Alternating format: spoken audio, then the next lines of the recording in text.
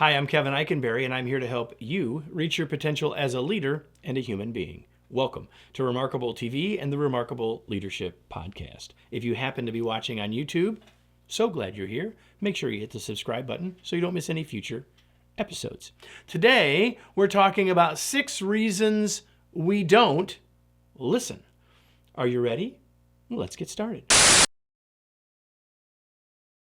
Well, this is a third in a series on listening, and while in all of these videos and throughout this series on listening, I'm going to try to be helpful and upbeat and positive, but we have to address this too. Like sometimes we just don't listen. There are some reasons why we don't. I'm not saying they're good, but they're real, they're reality, and we need to address them, we need to talk about them. And I've promised 6 reasons, and I promise you there are lots more than that.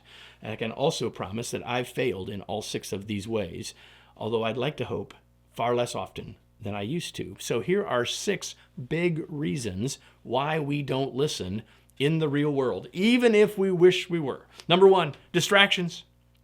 We got more distractions than ever. If you're working remotely, you got lots of distractions. If you're working together with people, you got lots of distractions. There are distractions, things that keep us from listening, whether it's our phone that's beeping and buzzing, or whether it's the bird out the window behind the person, whatever it is, there are distractions. And when we are diverted to those things, we're no longer listening to the other person. Distractions are a big deal. Next, our lack of interest. Like it's really hard to listen to someone if you really don't care what they're talking about. Like if we aren't interested, then we're not going to likely be a very effective listener. I'd like to hope at work that we would be interested, especially if we're the leader and we're trying to interact with our team, but it's reality. Sometimes we're not very interested in the topic. Next, we go on mental vacations. Like we think about something else.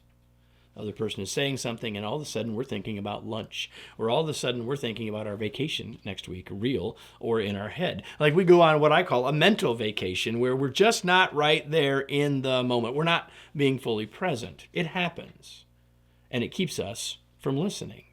Next, we don't listen because we're judging the speaker. We're judging their looks, we're judging their behavior, we're judging the message, we're in judgmental mode, and any time we're spending thinking about that is keeping us from listening to their message. We don't listen because we're preparing our response.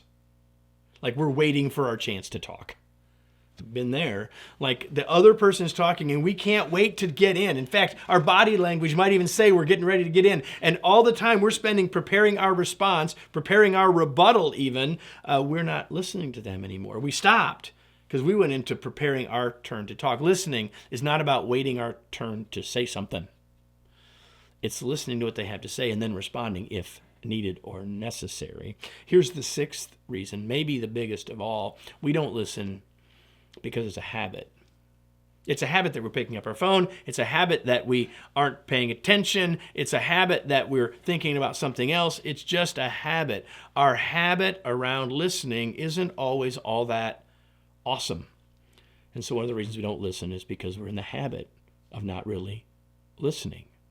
Now, there are other reasons we don't listen that are about the speaker. Like the speaker might be making things harder on us by using language we don't understand or overwhelming us with too much information, all that sort of stuff. Like there are other reasons. And there are even other reasons for us on our side of the fence too. But I want us to stay focused on the things that are ours, that are in our control. Like all those things we just talked about are in our control to adjust, to reduce, to minimize, or even to eliminate. So if we want to do that, what can we do? Well, I think there are 4 things you can do now as you think about those 6 reasons. Number 1 is be aware. Be aware that we do those things. Number 2, pick one. Pick one of those 6 things that I just said to say that's what I'm going to work on and focus on getting better there. Maybe what you realize is I just get distracted. So I need to find another thing, something else to do, or I need to put my phone away, or I need to put it on airplane mode or whatever, so that you can listen more effectively. Figure out which one of these things is the biggest challenge for you and focus on getting better at that one, and then get on a listening journey. The journey of getting better by working on one of those things, one of those reasons why you don't listen as well as you could in certain situations. Work on that one, and then maybe repeat the process again later to get better at another. And then you're on the path, on a listening journey of getting better at being a listener. Let me close with today's remarkable reminder. There are plenty of reasons we don't listen. Most of them we can reduce or eliminate if we're willing to work on them. Listening is an important thing for us to do always. Certainly if we're leading a remote team, a hybrid team, it's one of the things we ought to work on. There's lots more to learn about being an effective long-distance leader than just listening. And so if that's the spot you find yourself in as a long-distance hybrid remote leader, you should get your copy of our new book, this revised edition of The Long Distance Leader. It's right here. You can get your copy by going to kevineikenberry.com/LDL. Hope you'll do that. And I hope you'll be back with us next week for another episode of Remarkable TV and the Remarkable Leadership Podcast.